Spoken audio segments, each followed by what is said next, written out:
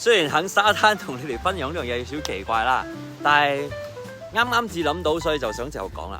你哋知唔知呢個世界上最放鬆、最自由嘅係乜嘢啊？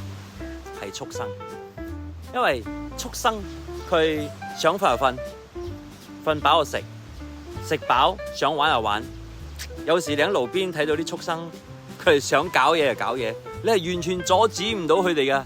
最搞笑嘅嘢咧，你從來咧係唔會見過有一隻畜生啊，為咗健身走去跑步機上高跑步嘅，又或者佢攞住某一件寵物不斷去訓練自己嘅。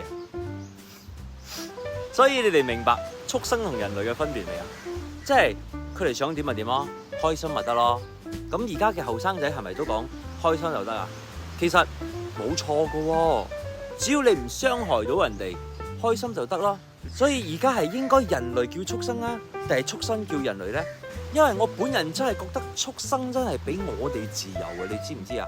如果佢唔係俾人養嘅家禽，即係話唔係豬啊、牛啊、羊啊、雞啊等等之類啊，佢哋真係比我哋人類自由嘅，佢哋想做咩就做咩嘅。但係反而係人類諸多掣肘啊，先唔好講法律嘅嘢嚟掣肘住我哋啦。呢樣嘢因為唔想傷害到人哋而出現法律啊嘛。